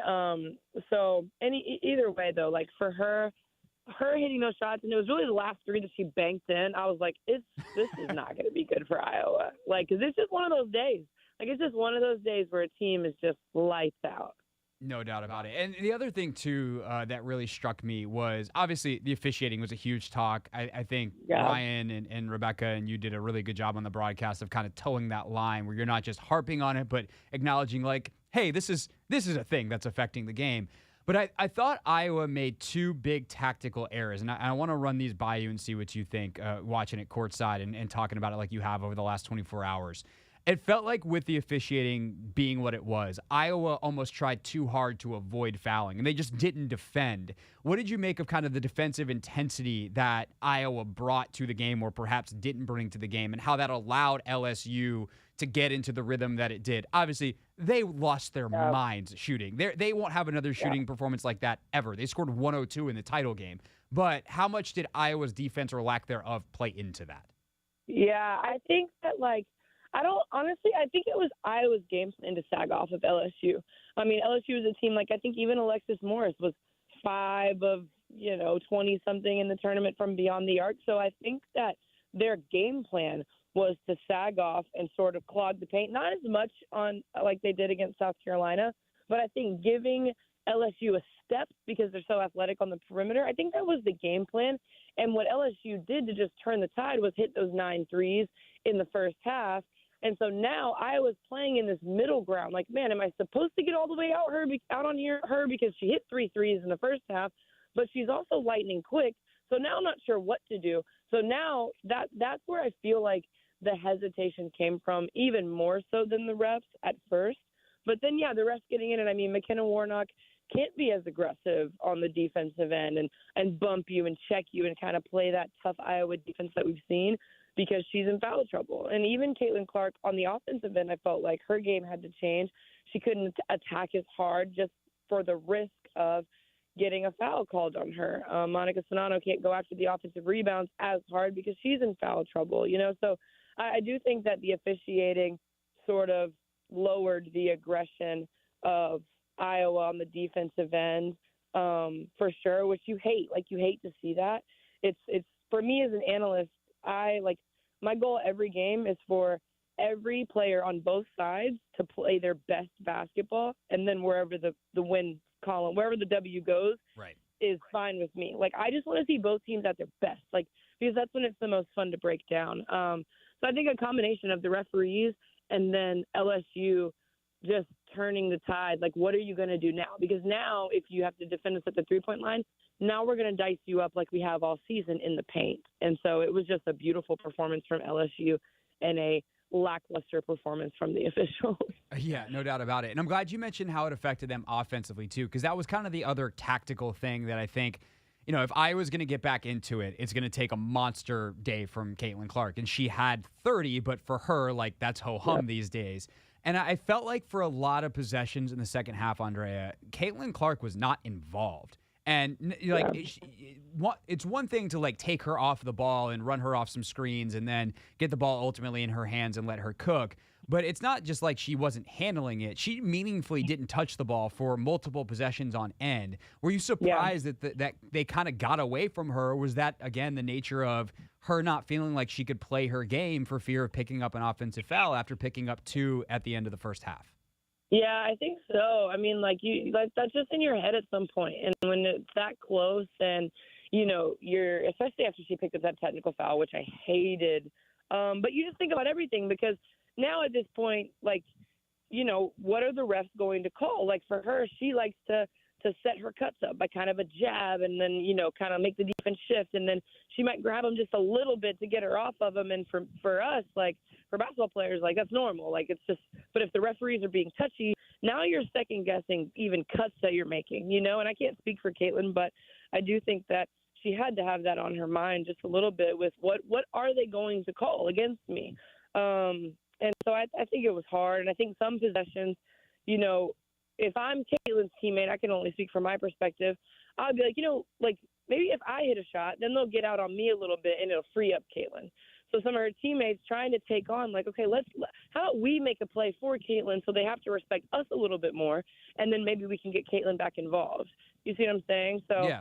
Again, that's just my perspective. Like, if I was her teammate, I kind of would have felt the same thing. Like, not like, let's not go to Caitlin, but, like, let's give Caitlin some help. And it was just hard. I thought LSU was really aggressive on the defensive end. I mean, they got up underneath everybody, whereas some teams you see, they're like, all right, we're going to focus everything on Caitlin and let the others beat us. And LSU was just like, no, nobody's beating us. No, not one person is going to beat us. You're not beating me. Caitlin's not beating Alexis Morris.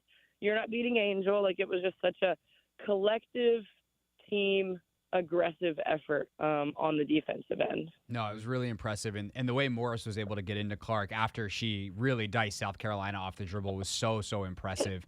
And obviously, again, they scored 102. Like, this is all on some level on the margins, because I think even if they play better offensively, the chances that they get to 103 are slim to none. What's next for you besides a nap? I guess you go straight into WNBA season? Guys, I can't remember. I think I was supposed to be with you all earlier today, and I definitely fell asleep. I took a mean, unexpected nap. You know when you sit down, like, just to sit? I've been there. And then I woke up and I was like, oh my gosh, it's 5:30? What's happening? So there's that. I've got a couple things in April, but really for me, I do the beach volleyball national championship as sideline, or as a beach reporter. That's a good gig. So much fun. It's listen, you want to talk about a sport that's also on the rise. These athletes are unreal.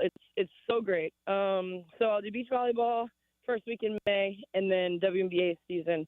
I'll be an analyst there throughout the WNBA season, and then we'll see what else pops up. Yeah, well, and then you got to deal with Alyssa. So, there's the fact that y'all's show is called Out of Pocket. I've known Alyssa for a long time. Just, that's A+ perfect. Oh, man, I'm so sorry you've had to know her for so long. I'm just kidding. Alyssa's awesome. Out of Pocket season, oh my gosh, 4 now. We'll be here before we know it. It's crazy. Yeah, indeed. Well, we're really glad that you woke up and you joined us. That you got a little nap in between. No hard feelings for sure. And hopefully we'll see you sometime here in D.C. If you're calling a Mystics game, or we'll just have you back on the show to talk about it because you're in studio.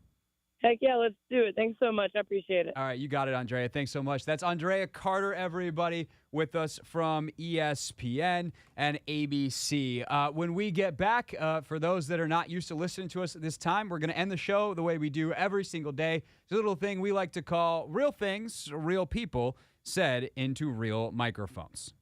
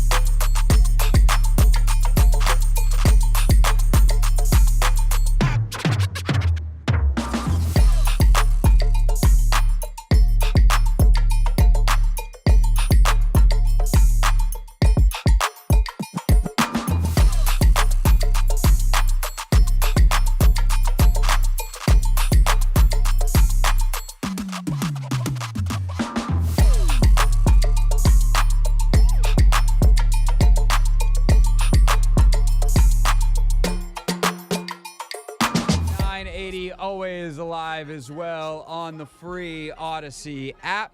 All right, big ups to Andraya Carter for joining us. Thanks to Glenn Consor. Who else we have? Chris Knoche today. That was it, right, Anthony? That was our guest list for today? Knoche, Consor, Andraya, yep. By the way, did you ever find your headphones? Yes, I did find them, actually. Who do you think hid them? Who do we need to fight? What were you saying? I said, now that you've got your headphones on, who do we need to fight? Who do we think hid them? Where were they? So Jeff Walker definitely came into the studio Of and course. took my headphones. If you had given me one guess, 100% Jeff Walker. Yep. 100%. All right, Jeff Walker. You come in, sometimes you just barge in, you're like, hey, I'm here. And I'm like, cool, like, what are you doing here? Which is fine. Jeff's a delight. But can you please leave my guy's headphones alone? He's a professional radio producer. He's got things to do. Thank you, Craig. Thank you. You're welcome. You're welcome. Shall we do it?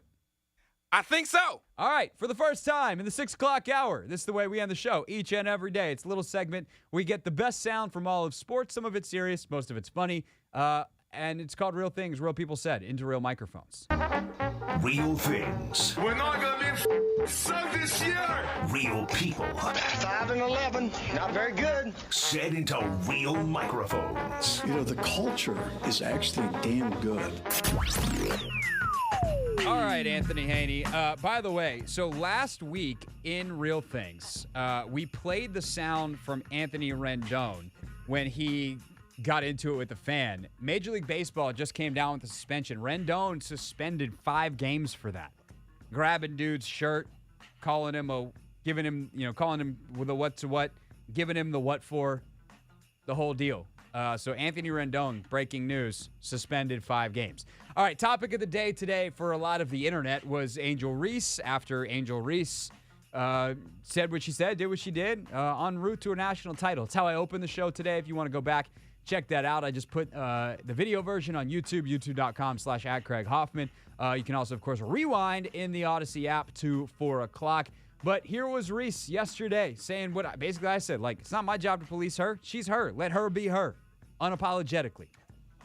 I'm happy. I mean, all year I was critiqued about who I was. Nobody, the narrative, I don't fit the narrative. I don't fit in the box that y'all want me to be in. I'm too hood. I'm too ghetto. Y'all told me that all year. But when other people do it, y'all don't say nothing. So this was for the girls that look like me, that's going to speak up on what they believe in. It's unapologetically you. And that's what I did it for tonight. This was for it was just bigger than me tonight. It was bigger than me. Twitter is going to go in a rage every time. And I mean, I'm happy. I feel like I've helped grow women's basketball this year. I'm super happy and excited. So I'm looking forward to celebrating in the next season. There's no doubt. And for a lot of people, it might be like, okay, well, we were all watching because of Caitlin Clark. But, like, there's a lot of other people that are watching because of Angel Reese. And, like, that's good. That's good for the game. That's good for any sport. The NBA didn't get to be the NBA just because people watch Larry Bird or Magic Johnson or their other favorite player. Like, the point is, more is better for the game. We need different personalities. We need different styles of play. Like, it's great hoop. It's great entertainment. That's good. Is it how I would do it? Not necessarily. Would I be concerned about setting Twitter into a rage based off what I did in the moment where I'm achieving the greatest thing I've ever achieved in my life? No, that's not me, but I am not her. So kudos to Angel Reese.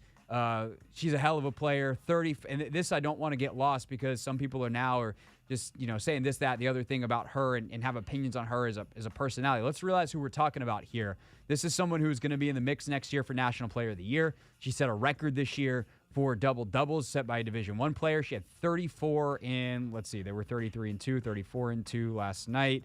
37 games, 36 games. They were, yeah. Crazy. What were you going to say, Ant? 41 games. 41? They didn't play 41 games. They went 33-2 in the regular season, and then they had 6 tournament games.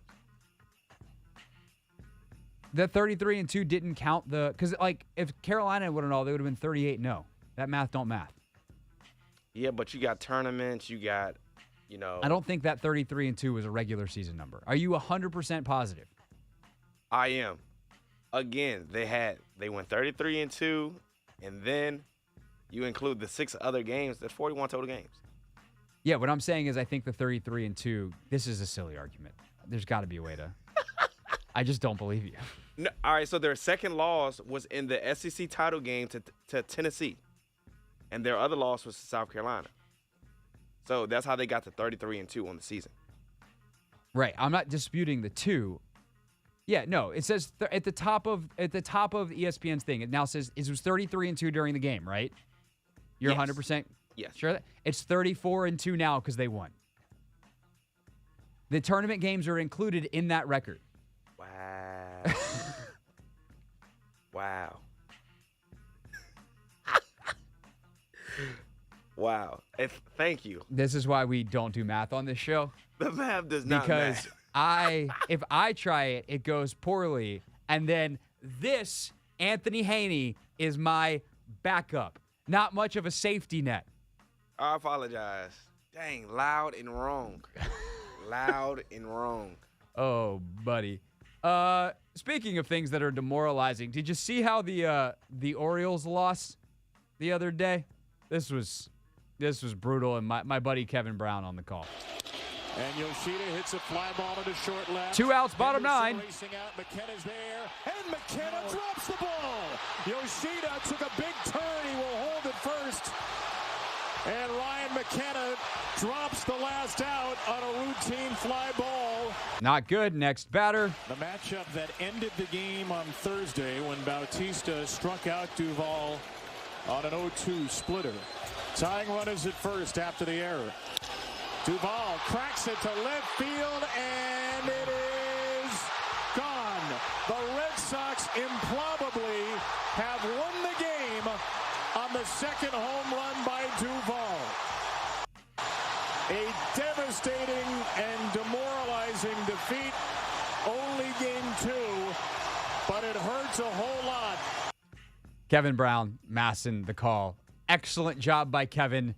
Yikes, bro, job by the Orioles. Also had some great XFL ref mic'd up moments this weekend. Not many people in the history of football have stepped to Joey Porter, who's a coach in the XFL.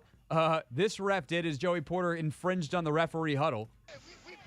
Here, whoa. Here we go. Guys, I gotta make an announcement. Move. Here we go, 21, Dano. And you got this one. Coach, is there something I can help you with? This is the Joey Porter one. I'm just wondering because you shouldn't be out here. That's what that ref needed to do to Kim Mulkey. Hey, coach, there's something I can help you with? Good, then get back on the bench, ma'am. Can't be out on the floor. All right, Scott Jackson, Doc Walker in tomorrow, some combination of them for the rest of the week. I'll see y'all next Monday, 4 o'clock. Thanks for joining us on the first later edition of The Hoffman Show.